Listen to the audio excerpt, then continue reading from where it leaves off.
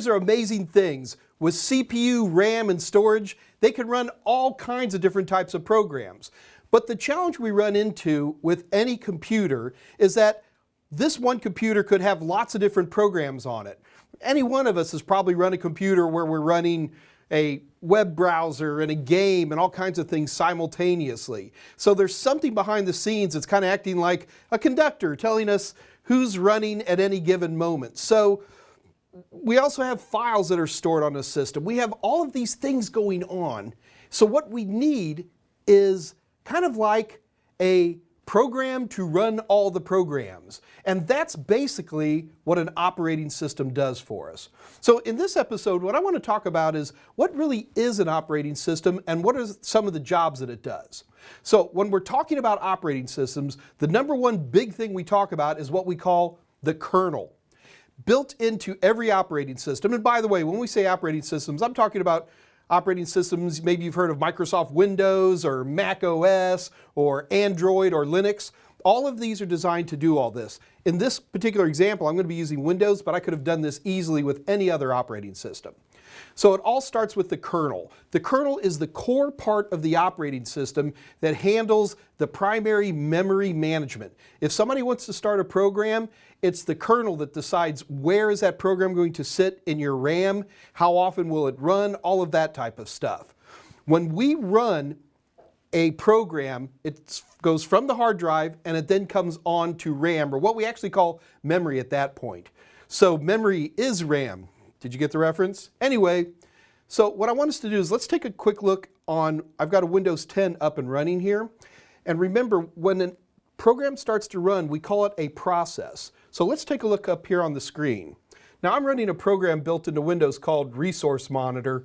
Every operating system has a tool similar to this. And I want you to look right here. Do you see PID? That stands for Process ID. Every single program that's running in memory right now gets its own unique process ID. Now I want you to take a look at this on this Windows system. Look how many processes are running right now on my computer. There's a ton of them running, and that's pretty typical on today's systems. Now you might look at that and go, well, I don't see a web browser open. It doesn't look like Mike's playing a game or running a Word document. That's because there's all kinds of underlying programs that are doing all kinds of important work for us. So the kernel's job is to act as a conductor and keep all of these guys running in a fashion that nobody's stomping on each other, and it's running absolutely great. Over the years, different types of CPUs have been needing to run more and more memory. The original IBM PC, way back in 1979, could handle a whopping, you ready, 640,000 bytes of memory. Today, even my phones are going to have 8 gigabytes of memory in them. So there's been a need over the years for more and more programs to be running simultaneously. And in order to do this, built into every CPU is the ability to address memory. And in order to address memory, if you take a look at the bottom of a CPU, there's nothing on the bottom of that thing but a bunch of wires. So what they do is they dedicate a certain number of wires just to be able to talk to the memory. In the old days, it was 8 bits. Then for a while, it was 16 bits. For a number of years, it was 32 bits. And today, it's 64 bits. These are really, really important values. The idea behind an operating system is it knows exactly how to talk to a particular type of CPU. And if the CPUs went from the ability to talk to 32 bits worth of memory up to 64 bits worth of memory, we had to redesign operating systems to be able to handle that. And you'll see that even today, although it's fading out quite quickly, you could get a 32-bit version of Windows and a 64-bit version of Windows, a 32-bit version of Linux and a 64-bit version of Linux. And you had to know, based on whatever CPU's in your computer, which operating system for you to get. Pretty much almost everybody's 64-bit today, so this is much less of an issue than it used to be. Now, it's really important that when you're looking at software, you have to make sure that that software is designed to run with whatever operating system you might be having at any given moment. Luckily for us, most 64-bit operating systems, for example, 64-bit Windows 10, can run both 64-bit versions of Microsoft Word, and if you still have one laying around, 32-bit versions of Microsoft Word. So software compatibility is always a big issue. If you're running a 32-bit version of Windows, don't even think about trying to install a 64-bit version of Word. Not going to happen. It'll just give you an error. It'll just plain old stop. So dealing with memory is a big job of the operating system, and that's what the kernel's all about. The second big thing we're going to see with an operating system is dealing with hardware. Now, obviously, this computer is going to be doing a lot of input-output. So it needs to know how to talk to the keyboard. It needs to know how to talk to the mouse. It needs to know how to output to the monitor. So all of these devices together have to work and have to be able to speak the language of the operating system and vice versa.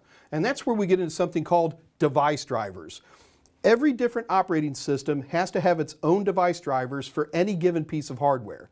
Now, if we take a look back up on this Windows system here, and what we're looking at here is Device Manager, which shows all the device drivers on a Windows system. And again, folks, just because I'm doing this in Windows, you could do this with any operating system. So if we take a look at this, for example, network adapters. So you'll see that I've got some network card in here and a bunch of built-in stuff that comes with the system. What else? Do I have any mice? Yep, I got some mice in here. How many keyboards do I have? I got 3 keyboards. Okay, I don't really have 3 keyboards. What's happening here is that Windows allows me to do virtualized keyboards and some fun stuff like that, so it adds a few extra device drivers in there. So device drivers are software. They're programs that are stored on the hard drive, and when the operating system boots up, those device drivers act as the interface between my hardware devices and the operating system itself. So every different operating system is going to have its own set of device drivers. So if these device drivers are working, well, now we get good input and output. It's the way we communicate with our keyboards, our mice, our printers, whatever it might be. And that's where it really comes into play in terms of how we deal with all of these different devices. Next one is going to be storage. Now, if we take a look on my system over here, here I am in what we call File Explorer in Windows. And again, every operating system has a tool like this. I can actually look on the drives, and you can see I'm looking on my drives, and I can go in here. I don't have much on this particular system. You see it's pretty empty right now. But this is a hierarchical organization of the storage of my hard drive itself. Every operating system stores data, be it programs or real data, as folders or files. There's no exception to that, and part of the fun of learning new operating systems is getting used to their hierarchical structure of how they store different types of stuff. The fifth thing I want to mention is networking. A billion years ago, if you bought an operating system, you had to install networking as a separate third-party tool. It hasn't been that way in a long, long time. So let's take a look here on my Windows system one more time. And in this case, what I'm showing you is the interface for the networking, which is built into Windows. So I can set up a network connection if I want to. I can take a look at my current interfaces. Right now I've got an Ethernet, whatever that is. It's a networking card built in. And this is something called virtualization. I've got a great episode on that, which you can watch. Man, that was a lot of stuff in a tiny little bit of an episode, huh? If you feel like you've got a little bit of a heavy load there, don't worry about it. We're going to be going through lots and lots of this stuff in much greater detail as we drill down to understand what really is an operating system.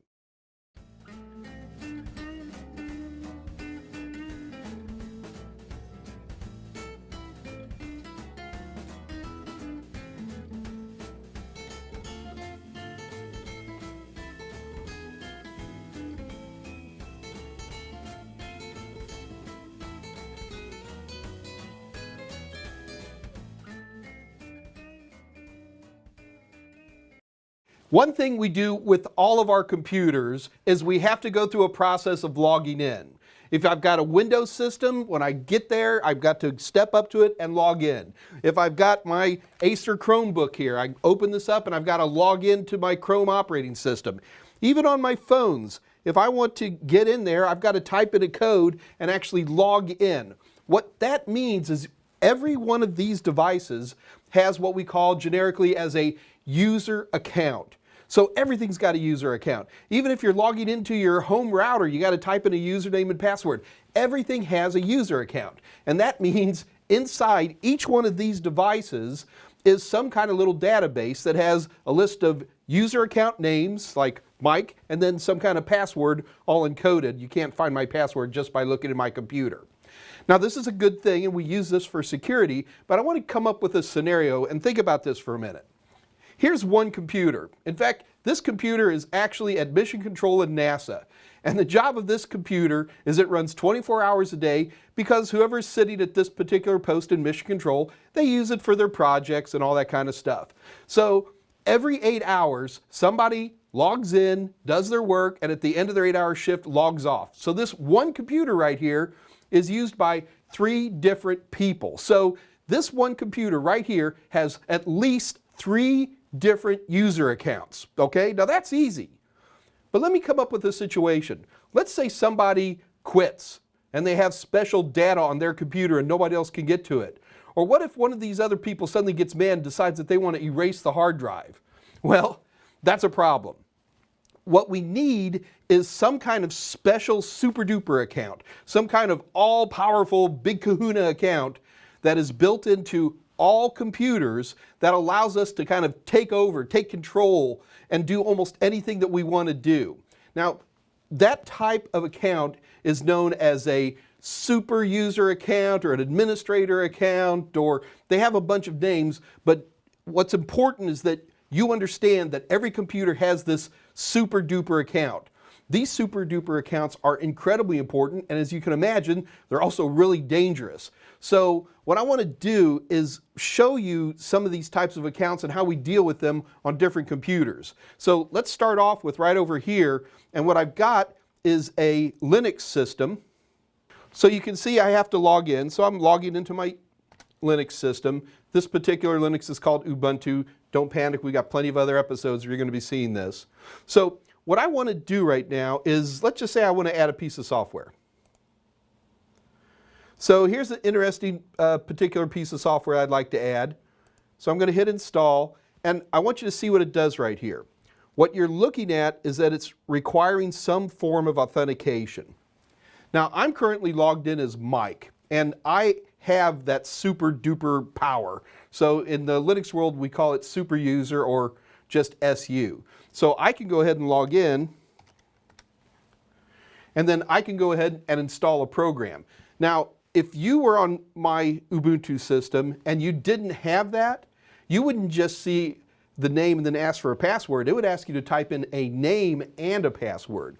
This is a protection tool that all operating systems have that keeps us from doing dangerous things. If I got onto this Unix system right now and I decided to, well, I guess it's not Unix, it's Linux, and if I decided to go in and suddenly decide to erase the hard drive, another screen would pop up and go, before we're going to let you do something evil like this, type in the username and password of a super user so that we know that this is something you really want to do.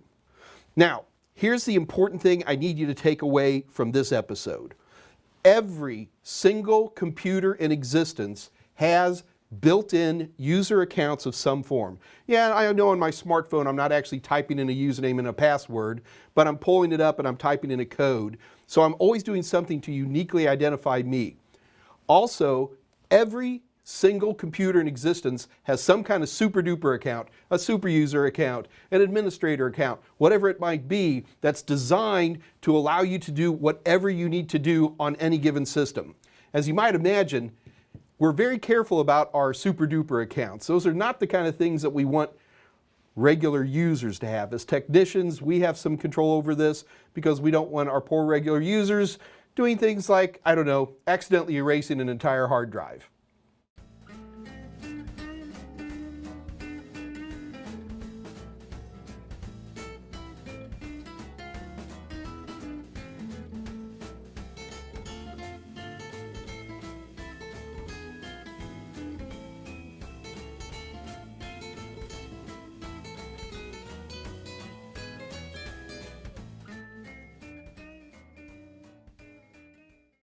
You know, a lot of people ask me, they go, Mike, why is Windows so popular? A lot of people complain about Windows, and they get malware and they have to do anti-malware, and you got to pay for Windows, and there's things like Linux out there, and there's all these Apple nerds out there who think Mac OS is the greatest thing since sliced bread.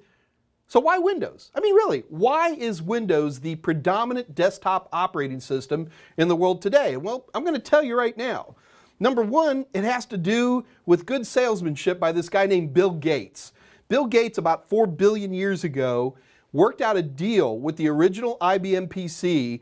Well, he really worked out the deal with Intel Corporation, the people who make the CPUs, and basically said, every time somebody buys an Intel CPU, they also get a copy of the Microsoft operating system, which back in the old days was this ancient operating system of your forefathers called DOS. But the rule kept coming into the world of Windows. So this per processor agreement basically forced everybody to have a copy of Windows who bought an Intel processor. Now that's kind of changed over the years, but that really created a strong user base. Now another thing that it did is it had to do with networking. Microsoft did a really good job of building networking into their operating system, but there's a challenge with all the way that this works. Number one, you have to sit down and you log into a computer. That's great, but let's situate ourselves in a network for a moment, all right? So let's just say we've got a number of computers that are all networked together, and they're all hooked in this thing called a switch in the middle. So we've got all these computers. Now each one of these computers has its own database of usernames and passwords. So if you log into one, that's great, but if you want to access resources from another computer, you in essence carry along your username and password. Now you're still sitting at your own computer, but your query to grab some data basically has your username and password associated with it. So you better have the same username and the same password on this other computer if you want to share a folder or use somebody's printer or whatever it might be. Now that becomes a problem because after a while everybody has to have a user account on every one of these computers. So if I've got, say, 5 different people on there, each one of these computers has to have 5 usernames and passwords built in every one of those. And heaven forbid somebody quits. All of a sudden we're going to have to go into each one of these computers and delete that user account. It's terrible. It's just a terrible way of doing things. Well, Microsoft a long time ago came out with this concept of something called a domain. Now, let's take a look at the same picture, but let's make one change. In this case, I'm going to add one more computer. Now this computer is a server. It's not running Windows. It's running, well, it is Windows, but it's called Windows Server. Now a regular copy of Windows these days will set you back about $100 to $150. A copy of Server these days is going to set you back $1,500 to $2,000. Woo! Why? Well, it just has a lot more features, and one of them is this domain thing. So let me show you how this works.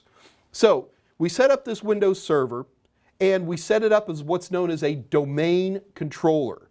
Now, this domain controller has its own set of usernames and passwords. So when you log into any one of your regular computers, you're not logging in what we call locally, you're logging into the domain.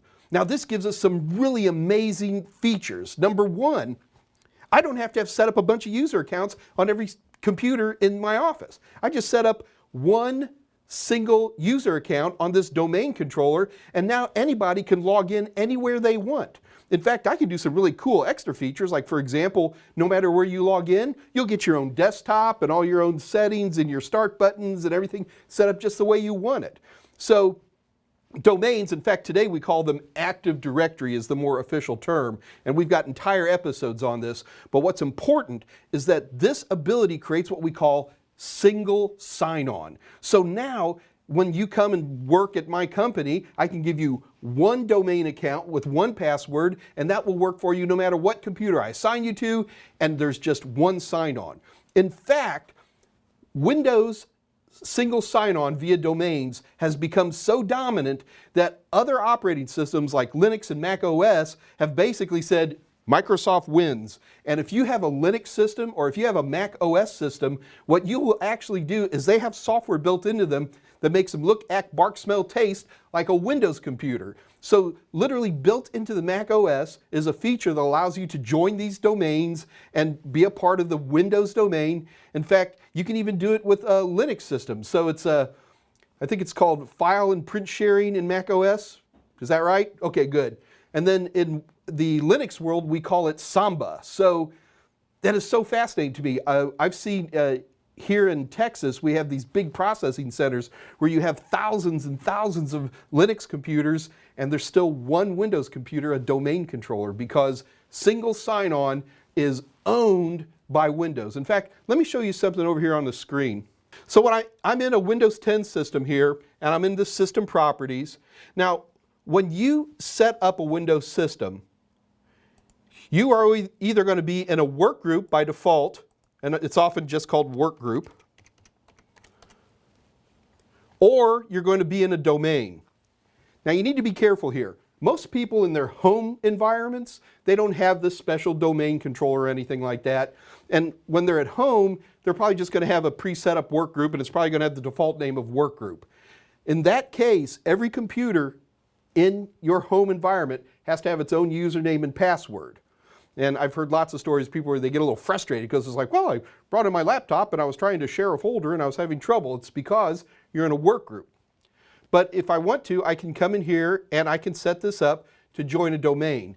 Now, you can't just arbitrarily join a domain. If you want to have a domain, well, number one, go out and buy another computer. Number two, buy yourself a very expensive copy of Windows Server, install it on that system. Number three, set up that Windows Server system to be a domain controller.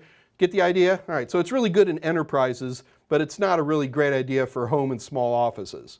The important thing that you need to take away from this is there's a lot of good reasons why Windows is dominant. Not only are tools like per processor agreement and things like that come into play, but particularly in the enterprise environment, in businesses and in corporations and large organizations, domains with this function called Active Directory have literally taken over the world. And let's face it, the CompTIA exams really heavily weight onto the Microsoft Windows operating system. Sure, there's discussion of Mac OS. Absolutely, we're going to be talking about some Linux, even a little bit of Chromebook and mobile operating systems as well. But really, all the heavy lifting questions are going to be concentrated on the Windows operating system. So it's important that we know the different versions and editions of the Windows operating system. So first of all, what I want to talk about are editions. You've probably heard terms like Windows Home or Windows Professional. Those are what editions are. So let's kind of give them a quick little breakdown. So first of all, what we have are what we call the home editions. Now, when I say home editions, these are designed to work in homes and small offices. These often lack some basic features. For example, you cannot join a Windows domain with these different types of Windows editions. However, they often come with extra features that are often interesting to people, like media tools and things like that, that may not be in other versions. Second are what we're going to call the professional, or in some versions of Windows, we call them workstation editions. These are what I would consider the core, absolute versions of Windows. These have all the basic tools you need to do whatever you need to do. These always have the ability to join a domain. These often have the ability to do things that people don't notice. Like, for example, in home editions, you can only have 20 other people connect to you at a time. So if you're sharing a bunch of songs or something like that, you can't have more than 20 people connect to you. Home versions often also don't have the ability to take advantage of a lot of CPU power either. So the Pro versions always have all of these different things. The next version I want to talk about is Enterprise. Now, you can't go to your local computer store and buy Enterprise editions. Enterprise editions are designed for large organizations. They often have large volume discounting, and they have special features that administrators in large enterprises need to be able to take control of sometimes tens, if not 100,000 computers. So unless you're a big corporation, you're not going to be seeing Enterprise editions. Now, I have to at least make one other mention. There are a lot of other editions of Windows. They have names like, or had names like Windows Starter Edition, Windows Ultimate Edition, Windows N, Windows KN, Windows S. First of all, none of these are going to be on the exam, so don't worry about them. And secondly, they are rare and, in my opinion, weird for the vast majority of people, so I'm simply going to skip over them. There's great articles in Wikipedia if you want to go through that detail, but it's not on the test. Now, within all of these different editions, we have versions. Now, the current exam is going to cover 4 different versions of Windows. That's going to be Windows 7, which came out back in like 2009, Windows 8, Windows 8.1, and Windows 10. Now, what I want to do right now is let's kind of take a quick look at each one of these and just kind of give you an idea of what the big differences are between these 4 versions of Windows. Let's go ahead and start with Windows 7. So this is Windows 7. It's 10 years, slightly more than that, years old, but it's been around for a while, works great. Now, one of the things that's interesting on this particular one is I have something here that I want to call Media Center. Now, this is something we don't see anymore. Let me make that full screen so you can kind of take a look at it. The idea behind a Media Center was that instead of having a regular Windows interface, you could just bring this up and you could play your music and your videos and look at your pictures and play all your movies. And if you had a TV tuner card, you could even watch TV with that. Now, Media Center is pretty much gone. Don't confuse this, by the way, with Windows Media Player, which is still very much alive on every copy of Windows. So this is the Media Center, and this is on the exam. That's why I'm taking a point to actually bring this up to make sure you're aware of it. Windows 7 was the last version of Windows to cover Media Center. With later versions of Windows, in particular 8 and 8.1, you could go ahead and buy yourself something like that. Windows 10 has dumped it completely. So if you see anything on the exam saying Tommy wants to load Windows Media Center on his Windows 10 home system, he can't. Yeah, there's ways to do it, but we're not supposed to talk about that. You know what I mean? Wink, wink, nudge, nudge. All right, so let's take a look here. First of all, we have the classic taskbar. Now, Windows 7 didn't introduce the taskbar or over here the start button, but this is really what developed it. And Windows 7 was the dominant version of Windows in the world until something like late 2018, 2019, when Windows 10 finally took over. And there's some reasons for it. It's extremely stable and it works like an absolute charm. So one of the big things I want to show you is the control panel. Now, the control panel is your single source for changing just about anything you want on your system. And here I've got it set up with all these small icons. If you need to configure something on your Windows 7 system, you're going to be going into Control Panel. There's a reason I bring up Control Panel, because as we look in other versions of Windows in a minute, you're going to see that Control Panel is starting to fade a little bit and being replaced by something else. Like any corporation, Microsoft constantly wants to improve its products. And around 2012, Microsoft realized that Windows 7 was great, but they wanted a type of Windows that would work on more types of devices. So instead of just being a desktop operating system, they wanted something that would work on tablets and on smartphones and all kinds of stuff. And that's when Microsoft unveiled Windows 8. I got a copy of it right here. Windows 8 really changed the world a lot. There is no start button in the classic sense. We can move around a little bit, but we have what was known as a Metro desktop with these individual things called tiles. If you wanted to start a program, you would just start typing in its name. So if I wanted to run Control Panel, I would just type its name and up it would come. So if you take a look, yes, we have a taskbar, but you notice there is no start button. That drove a lot of people absolutely bananas. But it did introduce a couple of features that were really pretty cool. This is the first version of Windows where we saw what we call the Microsoft Store. And we could actually click on here and install programs through this store. Now, you could always install programs in Windows, but in the old days, you'd have to bring a CD-ROM or a DVD and stick it in, or you'd have to download something special from the internet and load an install program and all that. But with the store concept, and by the way, Microsoft was about the last operating system to do this. The Linux operating systems had stores going back a lot further than this, and even Mac OS have a store equivalency as well. So that was pretty cool. People like that. These types of apps work absolutely great. You can still put in a CD and install your own apps, old school if you want to, but it gave you a new type of feature that we didn't see before. Now, it did have a couple of other fun things. If you take a look, see this guy right here? This is called the Charms bar. Now, the Charms bar changed things a little bit, and one of the biggest changes is that it introduced a new function called settings. With settings, a lot of stuff that used to be handled by Control Panel was now handled under settings. So I could change PC settings, and all of these different types of things that, yes, I haven't activated it yet, all of these different types of things that used to be handled in the Control Panel were now handled under settings.